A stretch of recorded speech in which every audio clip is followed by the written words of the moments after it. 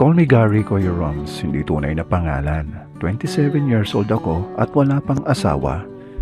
Nagsimula ako sa trabaho ko bilang callboy noong 20 years old pa lamang ako. Siyempre kumikita ako kaya trabaho ang tawag ko dito. Marami akong karanasan Kuya Roms bilang callboy at marami akong ikukwento sa iyo kung paano ba ako nagsimula sa trabaho ko, bakit ako napasok sa ganito, nasaan ba ang pamilya ko. Nagsimula ang lahat kuya noong summer vacation. 18 years old na ako noon at hindi na ako nag-aral sa college dahil ayaw na ako pag-aralin ng mga magulang ko. Kung kaya naghanap buhay na lamang ako, nagtrabaho ako sa isang kilalang resort. Masama ang loob ko sa mga magulang ko dahil ayaw na nga nila ako pag-aralin. Hanggang isang araw dumating sa bahay ang mga pinsan ko galing sa Maynila para magbakasyon dito sa amin sa Quezon. Nasa tabing dagat kasi ang bahay namin kaya tuwang-tuwa sila kapag nagbabakasyon dito taon-taon. Tanghali na nang dumating ang 4 kong mga pinsan. Masaya din ako dahil muli kaming nagkikita. Napansin kong may kasama silang isang babae. Ipinakilala nila ito sa akin. Siya si Kay. Nasa tamang edad na rin. Classmate daw ito ng isa sa mga pinsan namin. Gustong sumama kaya isinama nila. Ang pagkikita namin ng aking mga pinsan ay nauwi sa inuman. Hanggang sa malasing nga kami dahil mula hapon hanggang gabi ay nag-iinuman kami kasama si Kay. Maganda si Kay. At dahil pare-pareho kaming mga nakainom noon, dinala namin si Kay sa bahay dahil umalis ang nanay at tatay ko ng araw na yon. May kapatid ako Kuya Roms, pero nang mga panahon na yon ay nasa Maynila siya at may trabaho, kaya ako lang ang naiwan sa bahay. Nalasing na rin si Kay, pati kami, at dahil sa tama ng alak sa amin, ay may ginawa kami kay Kay. Gusto naman ito ni Kay. Gusto niyang ma-experience ang GB. Pero wala kaming kamalay-malay na dumating pala ng gabing yon sina nanay at tatay. At nadatnan nga kaming lahat sa ginagawa namin kay Kay. Galit na galit sa amin ang mga magulang ko lalong-lalo na sa akin. Naudlot ang ginagawa naming lahat. Kaagad na pinalayas nila kami sa bahay at itinakwil nila ako. Sumama na ako sa mga pinsan ko sa Maynila. Sobrang galit ang mga magulang ko sa akin. At pagdating namin sa Maynila ay sa kuya ko na ako tumuloy. Tinanggap naman ako ng kuya at ikinuwento ko sa kanya lahat ang mga kalukuhang nagawa ko kaya ako pinalayas ni nanay at tatay. Nakiusap na rin ako sa kanya na huwag na lang niya sabihin sa mga magulang namin na magkasama kami. Baka pati siya madamay sa galit sa akin ng mga magulang namin. May magandang trabaho si Kuya Dong pero hindi kami ganon ka-close. Kaya bihira kami kung mag-banding. Isa pa, trabaho bahay lamang siya. Kapag nasa bahay naman siya, mukha siyang parating pagod. Naghanap ako ng trabaho pero nahirapan ako dahil high school grad lamang ako. Kadalasan kasi ng mga employer dito, college level, kung hindi college grad ang hanap nila. Hanggang kinausap ko na ang isa kong pinsan, si Tony. Kaedad ko lang si Tony at ayon sa kwento niya noon, nagtatrabaho siya sa isang hotel. Kaya naisipan kong lapitan siya at kausapin na kung pwede tulungan niya ako makapasok sa trabaho. Pero may lihim palang itinatago si Tony. Hindi pala totoong sa hotel siya nagtatrabaho. Nakiusap siya sa akin na kung maaari, kaming dalawa lamang nakakaalam ng kanyang lihim. Isa palang callboy si Tony. Nagulat ako dahil hindi halata sa kanya. Sabi pa sa akin na Tony, matutulungan daw niya ako kung gusto ko daw mag-callboy. Pwedeng-pwede naman daw ako, sabi pa niya. Hindi naman sa pagyayabang Kuya Roms, may itsura naman ako. Maputi ako, maganda ang katawan ko, at matangkad din. Dahil kailangan ko ng trabaho, pumayag ako sa offer sa akin ni Tony. Kaya kagad niya akong tinuruan ng mga diskarte. Pinahiram niya ako ng cellphone at gumawa ako ng account sa isang dating app. Ayon pa kay Tony, tiyagaan lang at wag daw ako mainip sa ganitong uri ng trabaho dahil minsan hindi kagad-agad makakahanap ng kliyente. Dapat daw mahaba ang pasensya ko. Kapag nagawa ko na daw ang mga ito, tiyak na malaki ang kikitain ko. At total naman daw, tinulungan na niya ako. Lulubos-lubusin na daw niya ang pagtulong. At habang nag-uusap nga kami, may magandang babae na pumasok sa kwarto. Kaagad naman niya itong ipinakilala sa akin. Siya, si Lena. At sa tingin ko, may asawa na ito.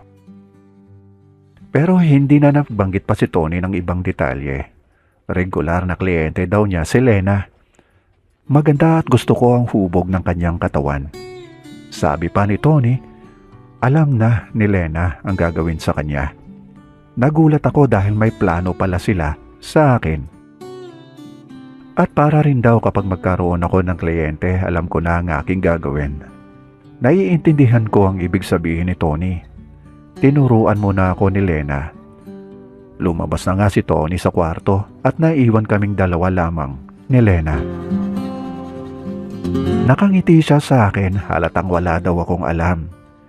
Inaamin ko naman na wala pa talaga akong karanasan sa matinding labanan. Kaya nahihiya pa ako at kinakabahan na makaharap ko na si Lena. At hindi ko alam kung ano ang gagawin ko. Sabi ko na lang kay Lena, ikaw na ang bahala sa akin.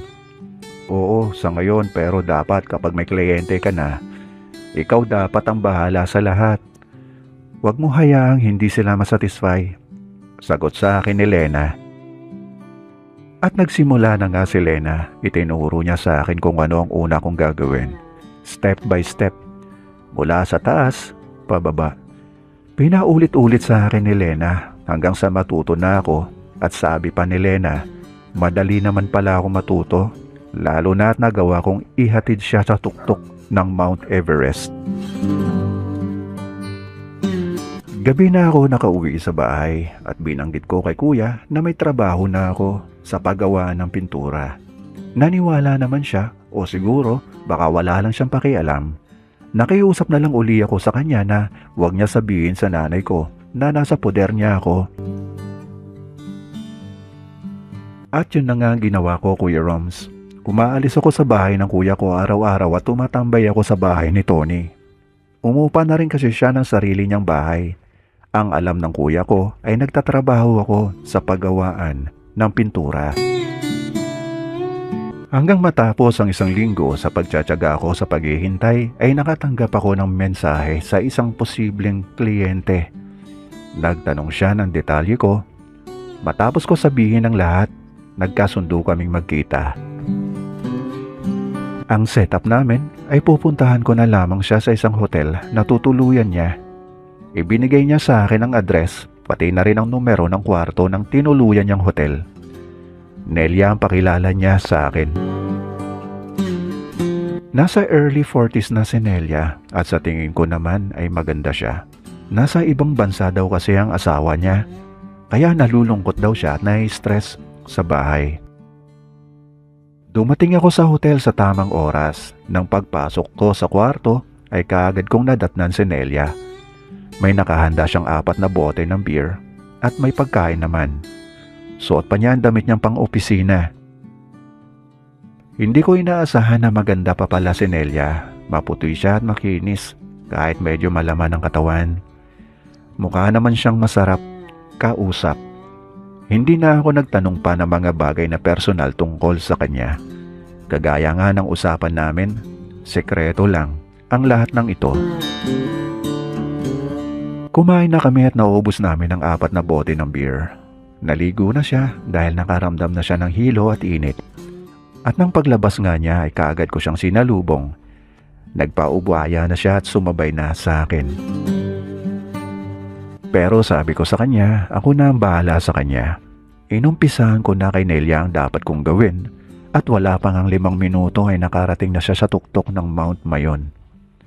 Pero nanggigil, kaya nagpatuloy pa rin ako hanggang makarating uli siya sa tuktok. Tuwang-tuwa naman si Nelia sa ginawa ko sa kanya. Naibsan daw ang pangungulila niya sa kanyang asawa na nasa ibang bansa. At panghuli nga ay nakarating na naman siya sa tuktok at sabay pa kami. Pagkatapos ay inabot na niya ang bayad niya sa akin. Nagulat ako dahil may pasobra ito sa usapan naming rate ko. Ayaw ko pa sanang tanggapin pero mapilit si Nelia. Magaling daw kasi ang ginawa ko kaya dinagdagan niya ang bayad sa akin.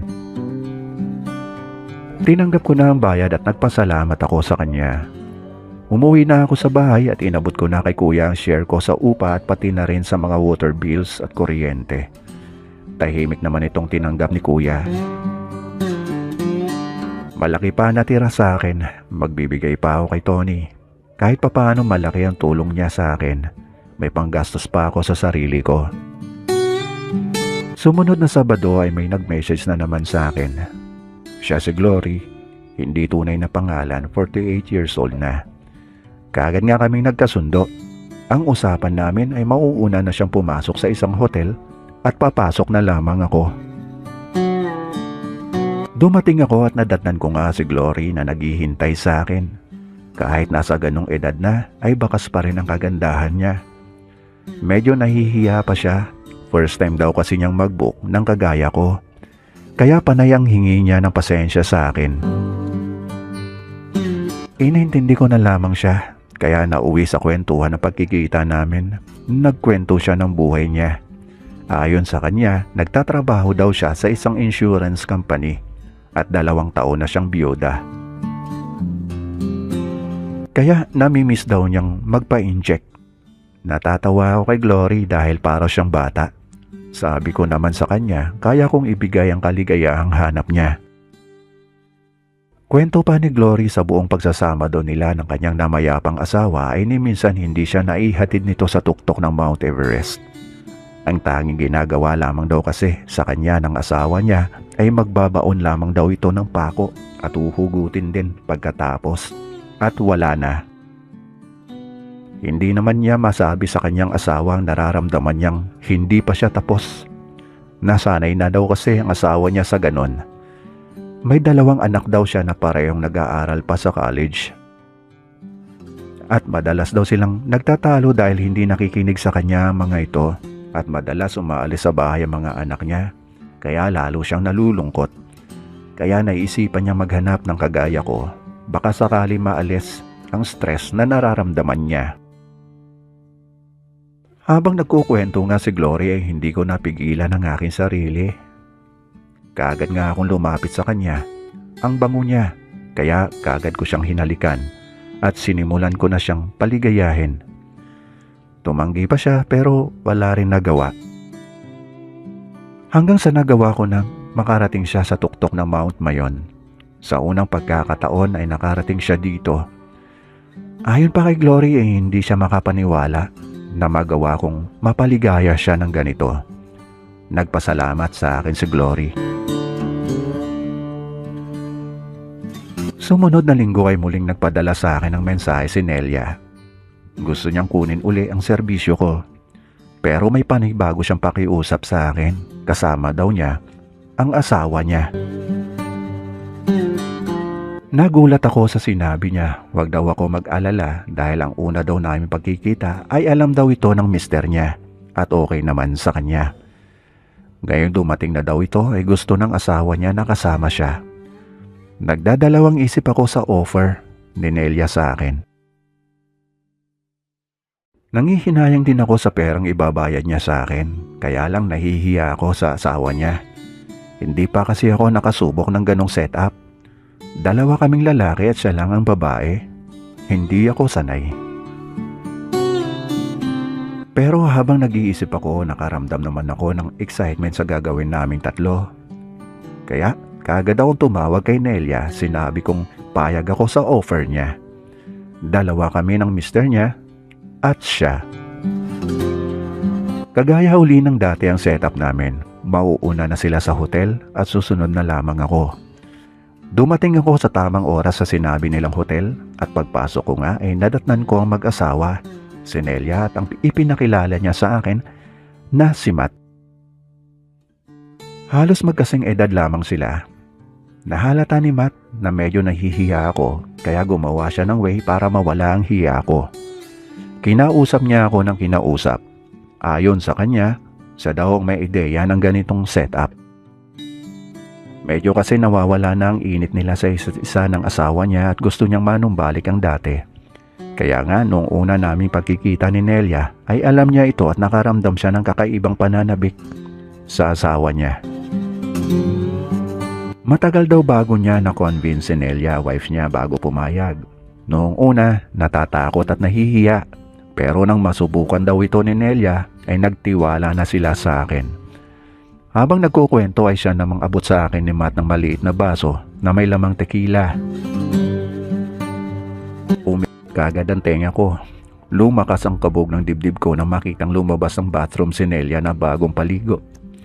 Medyo nawala ang hiya ko at napalitan ng kumpiyansa nang sinundan pa ni Matt ang tagay ko kanina. Bro, paano ba yan? My wife's ready na. Salita ni Matt na nagpangiti naman sa akin. Kaya nag-prepare na rin ako. Pumasok na ako sa bathroom para mag-shower at paglabas ko nga, nag-uumpisa na ang mag-asawa. Napawaw na lamang ako sa nakita ko. Natigilan ako. Napansin ako ni Matt. Sumenya siya sa akin na join na daw ako sa kanila. Ayun na nga Kuya Rom, sumali na ako sa paglalaro ng mag-asawa. Tuloy-tuloy lang ang laro namin hanggang sa maabot na ni Nelia ang tuktok ng Mount Mayon. Nagpahinga muna kami at kumain at maya-maya ay nag-request naman si Matt na maglaro daw kaming dalawa ni Nelia. Pinagbigyan ko si Matt at natuwa naman sila sa naging performance ko. Pagkatapos ay inabot na sa akin ni Matt ang bayad. After 1 week ay nag-message naman sa akin si Glory. Gusto niyang magkita kami uli, pero gusto niya sa isang resto muna. Kakain daw muna kami. Gusto lang daw niyang magkaroon ng kausap. Same rate naman daw ang ibabayad niya sa akin. Sa isang klase na resto pinuntahan ko siya. Nakita ko siyang hinihintay ako. Medyo nasa loob ang pwesto niya. Naiintindihan ko siya, nag-iingat lamang siya na baka may makakita sa kanya, nakakilala niya. Nang lumapit nga ako ay kaagad naman niya ako napansin at pinaupo niya ako kaagad. Kinamusta niya ako at ramdam kong na-miss niya ako. Kinuwento niya kaagad sa akin ang problema niya sa mga anak niya. Sabi ko naman sa kanya, hayaan mo na mga anak mo sa gusto nilang gawin. Iba na mga kabataan ngayon, saka mo na lang sila pagsabihan kapag may nagawa na silang hindi maganda. Baka wala ka lang tiwala kasi sa kanila. Natahimik naman si Glory at maya-maya ay ngumiti na ito. Siguro nga, baka nasasakal na rin sila at naririndi sa boses ko. Subukan kong gawin yon. Salita niya. Ikaw Gary, masama pa rin ba loob mo sa mga magulang mo? Subukan mo ring bisitahin sila sa probinsya. I'm sure, namimiss ka na nila. Walang magulang na hindi kayang tiisin ng mga anak. Nabigla ako sa sinabi ni Glory sa akin. Nagalit ako sa kanya. Wala akong pakialam kung paano niya nalaman ang tungkol sa personal na buhay ko. Sa galit ko ay tumayo na ako at gusto ko na siyang iwanan. Kaagad naman niya akong pinigilan at humingi ng pasensya. Hanggang may magandang babae lumapit sa amin at kinuha ang order namin. Kaya umupo na muna ako dahil nahihiya rin ako. Baka may makapansin sa amin. Naiisipin, nag-aaway kami.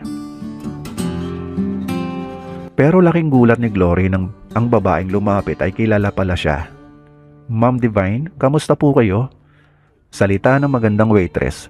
Hindi naman ako nagulat kung tinawag man siya ng babae sa ibang pangalan. Dahil expected ko na talagang hindi totoong pangalan niya ay binigay niya sa akin. Napatingin naman si Glory sa babae at tumayo. Medyo nakaramdam naman ng hiya ang babae at umalis na. At dito ay nagsalita na sa akin si Glory. Divine ang totoo kong pangalan at isa akong college professor sa isang kilalang university. Estudyante ko ang babaeng yon, si CJ. Nahihiyang salita ni Glory sa akin. Bigla akong natawa sa kanya. Pero nakaramdam din ako ng hiya nang titigan niya ako. Pareho pala kami may itinatago. Pero hindi ba dapat hanggang sa serbisyo ko lang ang pinag-uusapan namin? Bakit hanggang pati sa personal naming buhay ay napag-usapan na namin? At dahil doon ay niyaya ko na si Divine na mag-check-in na lang kami sa hotel at pumayag naman siya.